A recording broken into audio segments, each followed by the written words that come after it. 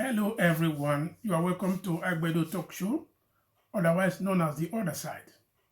This is a place we talk about trending issues, we look at it from different perspectives, and we try to analyze it. And we also give room to comments and feedback from viewers. In one of my last videos, I talked about the invasion of Ukraine by Russian president or by Russia. Vladimir Putin, who is the current Russian president, has invaded Ukraine, and this invasion is still ongoing. People were so bewildered what was going to happen when a lot of troops were gathering across or around Ukraine, and even some of them were taken to Belarus, which is the neighboring country to Russia and Ukraine. Of a sudden, this thing has now happened that we are now in a war between Russia and Ukraine. We know that Russia may think that they are winning this war because they have taken some key cities in Ukraine, cities like Kherson and Mariupol. Mariupol is very close. It's a city between Crimea, which Russia annexed in 2014, and the current Donbass region, where the separatists are fighting, the cities of Luhansk and Donetsk. I think that is what Russia is trying to do now, so that they can join their forces, together to attack the capital city of Ukraine, which is Kyiv. But I think there are some questions that are left unanswered, which might be bothering some people right now. Will Russia actually win this war? If Russia wins the conventional war because of what they have, because they are superpower, will they actually win this war? So that is one of the questions that may be bothering many people currently. Another thing is that, will Russia be free from war charges? Will Vladimir Putin and his team, will they be free from war charges? Because with the way they are fighting, with the way the Russian army is fighting, they are targeting civilians, and they are targeting buildings, they are targeting nuclear power plants, which is outside the conventional war. Because if they actually want to overthrow the government of Ukraine, they shouldn't be targeting civilians. So that is another question that might be bothering a lot of people. Another thing that people may be interested in is that with these sanctions that are imposed by various countries, by EU, by UK, by all other countries around, like Germany, will they deter Putin from continuing this war? Will they stop him from continuing this war, or it's going to have an after effect? So those are the things, because we now have a lot of refugees leaving Ukraine to the neighboring countries. It is estimated that about 4 million refugees will leave Ukraine to the neighboring countries. And now the neighboring countries are filled up with refugees from Ukraine, like Poland, like Romania, Croatia, and the rest of other countries, Moldova, and we now have a lot of people fleeing there, just fleeing for their lives. And this war, there's no iota of doubt that it has brought an untold hardship on the people of Ukraine, because the intention of Russia, it is something that has to do with insanity, because no doubt that anybody at this particular time in the 21st century, that someone that is well and has a correct brain will have to indulge in this type of barbaric war, a war that may likely lead to a third world war. Anyway, we have to look at these questions one after the other. I will discuss some of these questions, and I know people have got different perspectives. And let's see what it take home from this question. So, apart from the hope of Russia that they may actually win this war, the Ukrainians themselves, they are very ready. They are prepared for the Russians. The fact that Russia has more military superiority over Ukraine does not mean that they're going to win the war in its entirety. Because Russia may win the conventional war, but the aftermath is that they are fighting with people who will not cooperate with them. They are fighting with people that will continue to resist them. So that is why when we talk about Russia winning this war, it's something that it will not go one way because of the air and land military superiority over Ukraine. If you look at it, I know that Russia has got more than 300 million servicemen, and they have nuclear bombs. It's a nuclear power, and which if you compare both countries, Russia and Ukraine, Ukraine cannot match Russia. Russia is the second superpower in the world, apart from US, United States of America. United States is number one, and Russia is number two. They have air capability. It's a nuclear power, and in terms of military arsenal, they are very superior as well, because even Russia has more nuclear warheads than US. US has got about 4,000 and some fraction, and Russia has about 6,500 nuclear warheads. But that is not to say that they have this military superiority over US, because when it comes to fighting, United States of America will really inflict a lot of damage on Russia. But we don't want to see this kind of war, because it's going to be a sort of nuclear power war, and it will lead to Third World War. That aside, so Russia may not win this war. Even the thought of Putin and his generals, the Minister of Defense and the army chief, was that they will clear up this war. They will overthrow the government of Kiev in a few days. But now this war is taking longer time. It's taking a longer time than expected. And though we have the Russian convoy, the military convoy, is just some few kilometers away from Kiev, but they are not actually gaining more ground. It is not going according to plan. So which means that the plan of Russia is dwindling down. It's not going according to what they expected, because of the fierce resistance from the Ukrainian army. In Ukraine, the martial law, forbids the men, youth and men from going out of the country, because that is why the women and their children, they were left to go. But because they want to secure and they want to fight and defend this country. So that is why I will personally praise the president of Ukraine, Zelensky, for his hold on, because it shows that he's a man that actually loves his people, that they have to fight, encouraging the people that, because if it were to be some people, they will just fly away, they will run away, because he has been promised a safe haven by many countries, by US and other surrounding countries, but he has refused because he actually wants to fight. So I don't think Russia is going to win this war totally.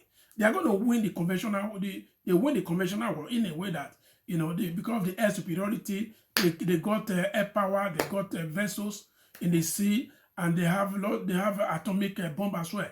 Because who knows if Russia is using some of these forbidden weapons already. So we don't know.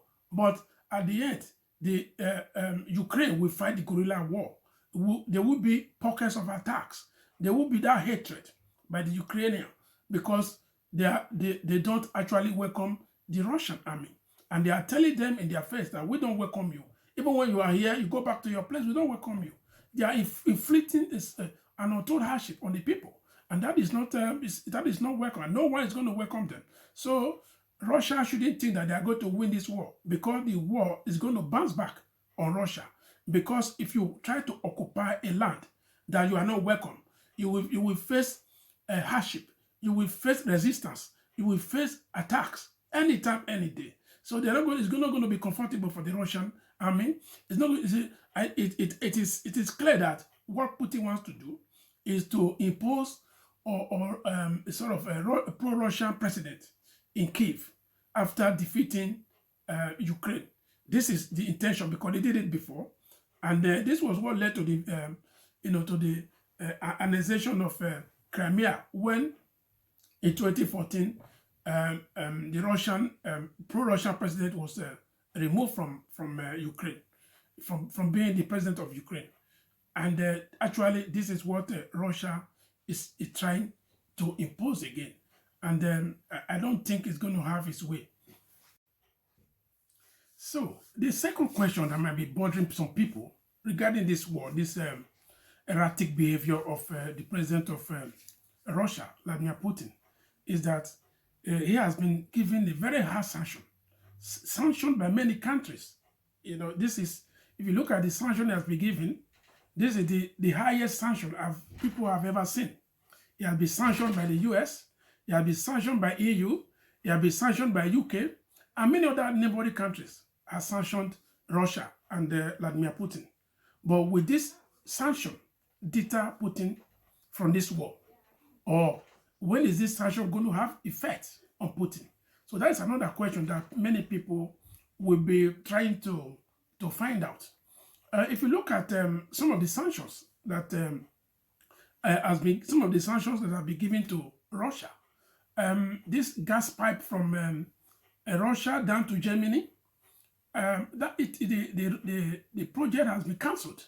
Though the project is almost finished, but it has not been opened. I think Germany has cancelled this project, and they have said they have suspended this project, which means this project will not go on. And this is where Russia has spent a lot of money. If Russia has known that this will happen, they wouldn't have gone on with this invasion. So that was very good from Germany. And UK as well. UK has given a lot of sanctions to Russia. Many of the Russian oligarchs that have properties here, that have their money in the bank here, they have also been sanctioned. Given private individuals have been sanctioned, and the country as a whole, Russia has been sanctioned. There are many sanctions on their banks, and this is what America did as well. America has, placed a lot of harsh sanction on Russia because of this invasion. So this sanction, we know, is going to have a sort of untold effect on Russia. I think the biggest one is the removal of Russia from SWIFT. SWIFT is a Belgian company which runs it's an institution that runs the international transaction to make sure that international currencies are being exchanged, digitally, online, so that other people can do their normal transactions. That is, it's an international money transfer system. So Russia has been removed from this SWIFT, which is very good, and it's going to be a very big blow to Russia and to Putin himself. And then we can say that I think last time Germany seized one of their Russian vessels. The same thing with France, and even in UK. And more of these sanctions are coming, even from UK, because UK has tightened up their sanctions as well, even against President Putin and those people that are actually financing the Russian president that are helping him. So they have given very tough sanctions. So we hope that this sanction will make, people were thinking that this sanction will make President Putin to think twice. But Putin is in defiance. He's defying this sanction. He's not even looking at this sanction. Of course, it's going to crumble him, but I think he's continuing. But do we think that this sanction will actually prevent him from anything? Do we think this sanction is going to stop this war? I don't think so, because Putin is paying a very deaf ear to all the sanctions that that are given to him, that are sanctioned to the country. You know, it's giving a deaf ear to all these sanctions, and is thinking that this sanction. So people will think that this sanction is going to make Putin to desist from this barbaric act of this invasion, or to tell his troops to withdraw from Ukraine. But Putin seems to be undeterred. He's not deterred at all from pursuing his selfish end to overthrow the government of Ukraine. So, but at the long last, we know that these sanctions will definitely hurt Russia. But the caveat here is that sanctions, as we know, do not hurt one side. These countries that are inflating, inflicting these sanctions on Putin or on Russia, it will actually affect most of these countries, because I think Russia is the second supplier of oil in the world, and they supply many countries, and even they supply mostly European countries this gas. So with the sanctions that is imposed, or with the sanctions that are imposed on Russia, we can say that it's also biting very hard in terms of cost to the European countries and many other countries that Russia supply gas and oil. Even there's a debate, even up to now, America is still buying oil, gas or oil from Russia. And people are now agitating that America should stop buying this oil from Russia. But America, on the other hand, because they are already suffering from a high price, and they just want to do it in a way that it will not bite, hit the populace in a very hard form. Because, of course, when there is war, people have to take a sort of stand, a hard stand, in the sense that sanctions, it will hurt the country you are imposing the sanction on, and the country that is imposing the sanction will be hurt as well. But with the love for Ukraine, because everybody will agree that this is a barbaric attack on a sovereign nation, a country that is free, a country that is independent, because the Ukrainian, they were in short promised that they would be protected. That is why they gave up their nuclear weapons. Because if you look at most of the nuclear stockpile were piled in Ukraine, but they were just given that hope by the war that they should give up they shouldn't pursue nuclear bomb. That is why they gave it up. But if they have nuclear bomb, by now, Russia would have thought twice before they invade Ukraine. Anyway, that is it, because sanctions, as I said, sanctions are of two sides. It's going to hurt Russia later, if not now, because they're going to use the money that they have, and it is hurting directly some of these countries that are imposing the sanctions. There's nothing the world can do, because NATO is sort of helpless here. Even EU is sort of helpless, and many other countries, even US, they're sort of helpless. The reason is that Russia is a nuclear power. That is why they seem to be helpless. But there's a time, because the Secretary General of NATO, Jens Stoltenberg, has already said that if Russia flies into any of these NATO member states, that they will respond quickly, swiftly. They will respond in a way that Russia does not expect. And that is what they stand for, because they don't want to be seen as, fueling this war, or causing this war, or igniting the war, which will invariably lead to a third world war. So that is why they just try to look at a whole event. And because Ukraine is not a member of NATO, it's just a NATO partner, but it's not a member of NATO states. And there are many other countries like that that may be very fearful right now, because they are not members of NATO state. Countries like Finland, Moldova, Sweden. So these are countries that they have to actually think twice to see what they're going to do concerning their whether they have to become member of NATO, because NATO it's a defensive alliance. So that is your, if not, I think Russia would have done more than this. They would have gone to Holland. I mean, sorry, they would have gone to Poland. They would have gone to Romania. They would have gone to all other neighboring countries. Slovakia and all these things. So they would have gone to many of these countries and just to try to exterminate Ukraine. But because of that, that is why it is not difficult for Russia. They are trying to go from that Eastern Bloc. They don't want to stride into NATO area because they know that if they step their foot in NATO territory or NATO countries, they will meet the resistance that they have never expected in their life before. So there is also a concern that Putin and his men or Putin and his colleagues might be made to face war charges later because the way they are fighting, the way Russia soldiers are inflicting, they are inflicting different kind of pains and targeting civilians. For instance, they target civilians, they target buildings, and they target even power plants. It might lead to a situation that Russia and Vladimir Putin may face criminal charges, war charges later in The Hague in Holland, because he cannot actually evade this, because this is something that, I think they are gathering evidence to see what is going to happen now to Putin, because his war has been very, very barbaric.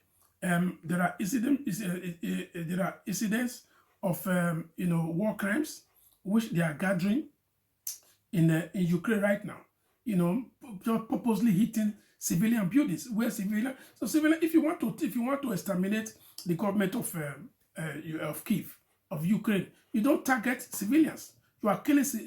Russia is killing civilians. They are targeting power plants. They are doing a lot of committing a lot of atrocities, and people are telling them on their face, "Yeah, we don't need you here. You have to go back to your place." These people are speaking Russians, so I don't think that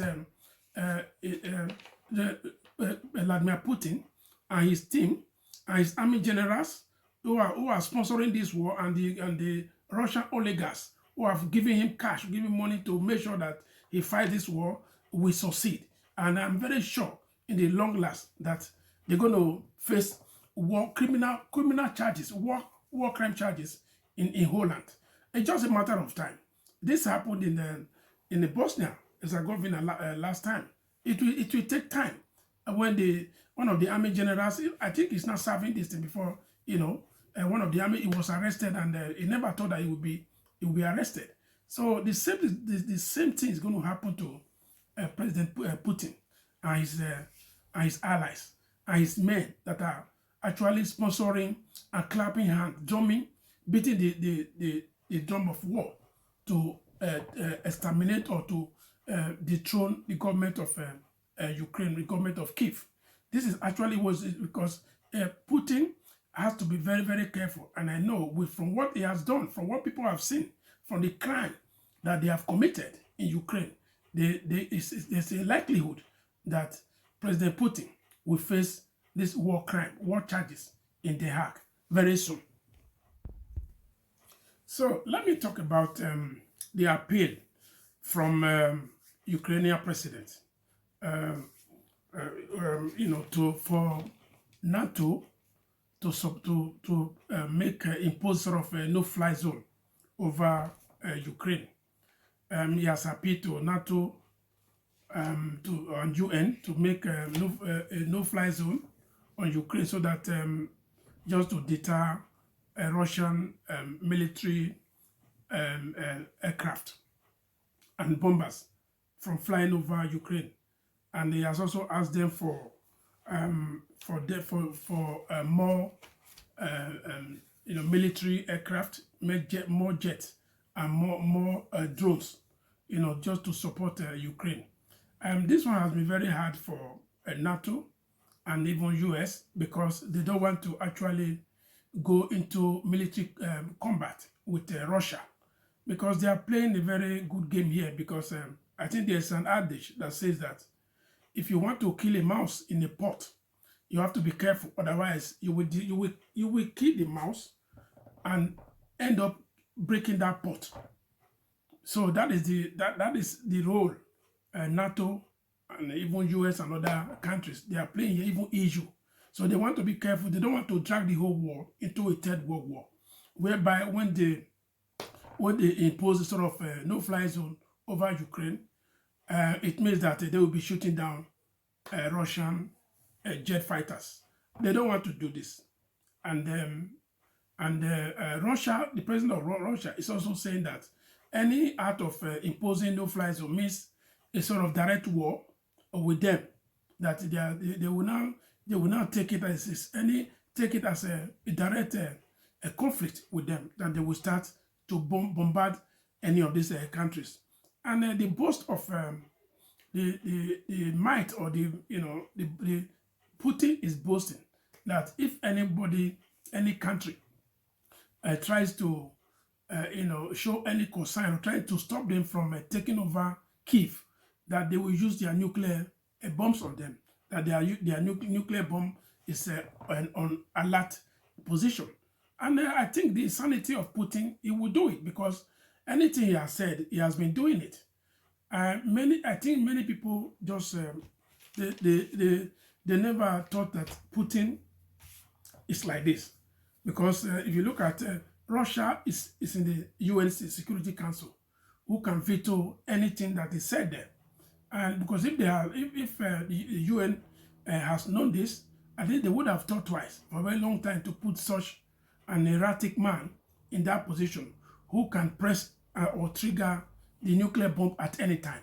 Because from what we can see in this war, we can also see that if anyone stops Russia or President Vladimir Putin, that he will actually trigger, he will begin to use the nuclear bomb on the people. There is no doubt about it. There's no saying about that he will actually do that. Yes, also from this request, from the president of Ukraine, Zelensky, I think he has been promised about 25 jet fighters, and he has been promised drones as well, giving some drones, and the US has also promised him about $10 billion as aid for the Ukrainian. Of course, if a no-fly zone is imposed in Ukraine, this war is going to take a longer time because Russia cannot win this war again, because the edge they have over Ukraine is actually that air power. Without that air superiority, they cannot. If it is just a normal war that they fight with tanks, they cannot defeat Ukraine, because the Ukrainians, they have been preparing for this war. The whole of Kiev is first round is sealed, and they are waiting. That is where most of their soldiers are, their military power, men and women. That's where they are, because they are waiting for them there. But because Ukraine doesn't have that air superiority, they cannot actually, ignite that kind of ferocious attack on Russia. Because if you look at the convoy that has been coming, very long convoy, almost 30 kilometers, 40 kilometers long, a country that has air superiority would have been targeting all these convoys even before they get to Ukraine. So that is one thing. That is one area one would think that maybe Ukraine doesn't have that air superiority. Although some of these some of these Russian helicopters have been attacked. They have been destroyed by Ukraine using drones and many other things. But I think what Ukraine needs this time is that they need assistance. The kind of assistance, to my own knowledge, is just providing them these drones and providing them these jet fighters. Not that NATO will not have boots there. They wouldn't have any boot in Ukraine, but they can help them with ammunitions.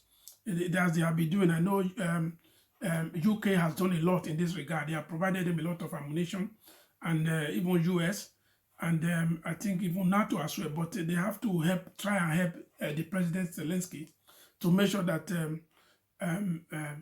he can repel, or he can actually try to make sure that he gives Putin a very hard time in this war, even when they win. but it's not going to be an easy war. That is what NATO has to actually do. But I think NATO, on the other hand, because they have said if Russia steps into any of their countries, any of their member state countries, then it will be. So as I said, if you like what you are saying, please give me some likes and just try to subscribe. Subscribe to my YouTube channel. Another area I would like to look at here is the issue of refugee.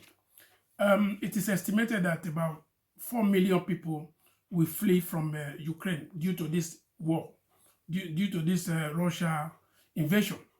And it is estimated that about 1.2 million people, have left Ukraine, and many of them are in Poland, some of them in Romania, some of them in Lithuania, and other parts. And I think they have been given a free pass. Even many members of the European Union countries, they have also given them that pass that if they are able to leave and come out of Ukraine, so they will have many of them will definitely hold them, and even one of them is UK. They can always find their way. They have their loved ones here. They can come to UK and they can come to other countries.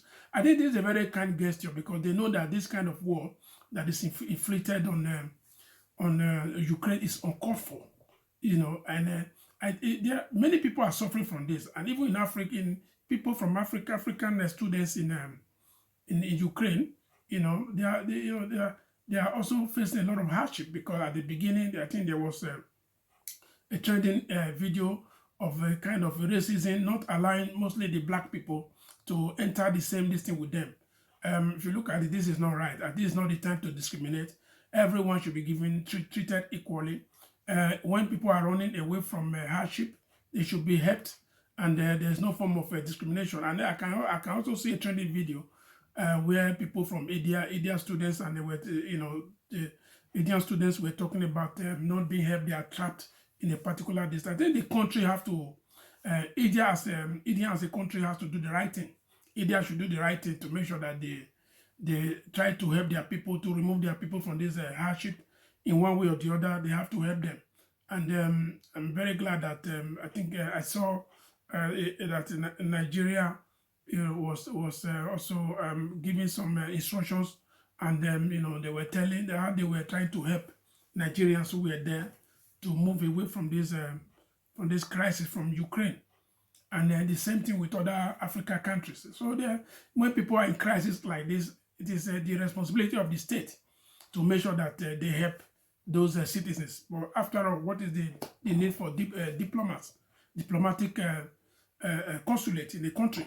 So there's no need. So that is one of their responsibilities of a country. When a country is in war, they have to actually try to help. And now we have refugees everywhere. So I think this is what this is created by Russia, and definitely Russia is going to pay for this, because you see the way people are inconvenienced. They just left their house. They didn't take anything. These are the things they suffer for many years, and now they have to leave without taking anything. And even those that left, they are lucky anyway, because many of them, some of them, they already lost their lives. Some of them are trapped already. They can't move. They can't go anywhere. So this is why the UN, they have to do their best to make sure that this refugee crisis is being handled, and they should have compassion on the people and help them. Helping refugees is not a business of one person. It's a business of many countries to show some sort of compassion on people and help them as required. So still on the issue of some of these surrounding countries who are not members of NATO, I think it's actually some of them, they are just afraid now. They don't know what is going to happen. If Russia just want to take over Ukraine and stop there, so they don't know, because no one knows the kind of thought Vladimir Putin has. He's got a different brain, so nobody knows what he's thinking. So, some people, countries like Moldova, which is a very small country anyway, it's a very small country, and then we have Finland. One side, Sweden is also there because they are no member. These countries are no members of NATO, though they are NATO partners, just like Ukraine. But if you're not a member of NATO, there is nothing you can actually do. There's nothing NATO can do to help you, but you have to be part of the alliance. You have to be a member state of NATO, which is about almost 30 countries, with the strongest ally being US, UK, and Germany. Canada is also there, and even Turkey. So I think people have to think twice because nobody knows. Because if you're not a member state, they cannot help you. It's not possible.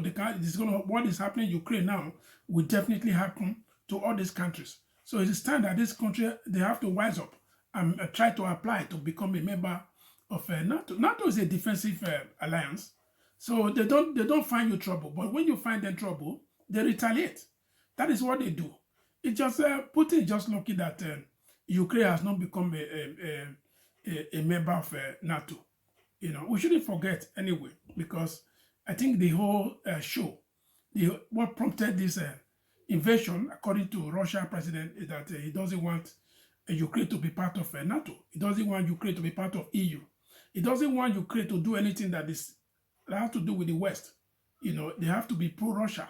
That is what motivated him. That is the reason, the argument that he gave that made him to invade Ukraine. But these arguments, if you look at it, this is a free world. You don't argue like this time around. It's a free world. People should be allowed to take their own destiny to their hands. You can't dictate for a sovereign or a free country like Ukraine. It's not today that Ukraine became independent. Ukraine has been independent when the old USSR fell apart. So Ukraine and other Slovakia, other countries like Georgia and all this one, they had their independence. But why Ukraine? Why Ukraine? I know, they thought of Putin might be to invade other surrounding countries later. But this is why they have to think twice. As I said, if you like what you are hearing, don't hesitate to give me some likes and also to subscribe to my YouTube channel. This is Aigbedo Talk Show, otherwise known as The Other Side.